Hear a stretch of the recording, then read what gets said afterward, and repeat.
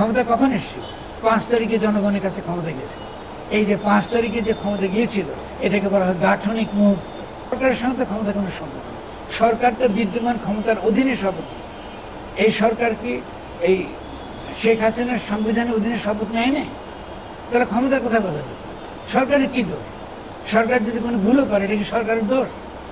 আপনারা তো এই সরকারকে মানেছেন, আপনারা তো এই সরকারকে সত্যিকারের পূর্ণ ক্ষমতার সঙ্গে সরকার গুনতে দেন নাই, তো সরকার নিন্দা করছেন। ঠিক আছে, তাহলে যারা করেছে তাদেরকে খুঁজে বের করেন যে তোমরা যারা এইটা করেছো, এই যে শেখ হাসিনার সংবিধানে হাত রেখে শপথ নিয়েছো, তোমরা জবাবদিহি করো, তোমরা কেন এটা করো? জনগণের কাছে ক্ষমতা ছিল, সেই ক্ষমতা আপনি আবার ফ্যাসিস্টদের হাতে আপনি ফিরিয়ে দিচ্ছেন।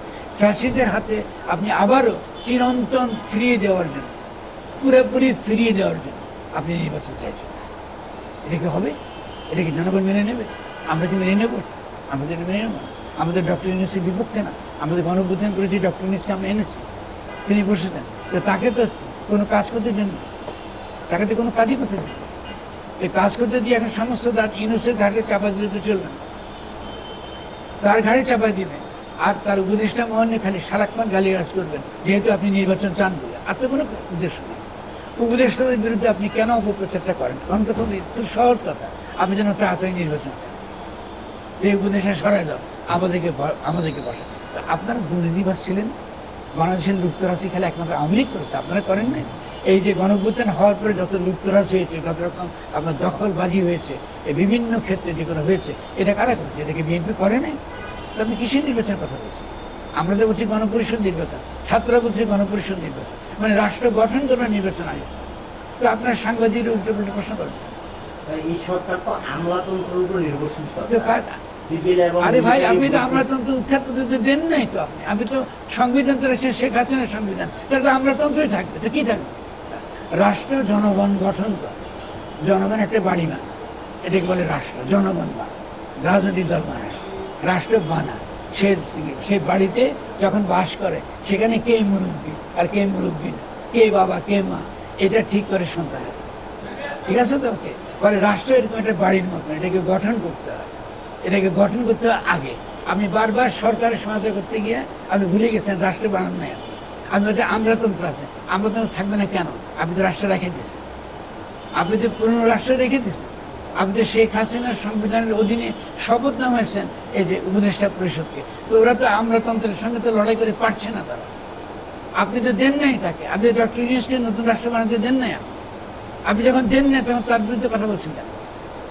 আমি তো সমর্থন করছি প্রথম থেকে ডক্টর ইউনূস, তিনি তো রাগ করেন নাই। আমি যেটা করতে বলছি সেটা থেকে সমর্থন। রাষ্ট্র গঠন করতে পারেন নাই বলেই আমলাতন্ত্র আছে, রাষ্ট্র গঠন করতে পারে নাই বলে এখনকার যে সেনাবাহিনী, সেই সেনাবাহিনী আছে। রাষ্ট্র গঠন করতে পারেন নাই বলে এই বিচারক সব আগের মতো আছে। রাষ্ট্র গ্রহণ করতে পারেন নাই বলে ওই আগে সব রাজনৈতিক দল ঠিক যেমন আছে তেমনি আছে। আমি একটা কথা বলি, যদি আপনি নতুন গঠনতন্ত্র প্রণয়ন করতেন, তার মানে কি? তার মানে হলো নতুন নির্বাচনী বিধিমালা তৈরি হবে। মানে এখনকার যে গণপ্রতিনিধিত্ব অধ্যাদেশ, এই অধ্যাদেশে তো তৈরি হতো নতুন গঠনতন্ত্রের আলোকে। বলে এখন বিএনপি পুরনো শেখ হাসিনার কি তার যে গণপ্রতিনিধিত্ব অধ্যাদেশ, তার অধীনে নিবন্ধিত, কিন্তু নতুন রাষ্ট্রে তো সে তো নিবন্ধিত দল আকারে স্বীকৃত নাও হতে পারে। এটা তো বুঝেন, সিম্পল ব্যাপার। তার নতুন গঠনতন্ত্র প্রণয়ন করলে নতুন গণপ্রতিনিধিত্ব আদেশ আইনও তৈরি হবে। নতুন গণপ্রতিনিধিত্ব আদেশ আইন তৈরি হলে সেই আদেশের অধীনে বিএনপিকে আবারও অ্যাপ্লাই করতে হবে, কারণ এটা নতুন রাষ্ট্র, শেখ হাসিনার ফ্যাসিস্ট রাষ্ট্র নয়।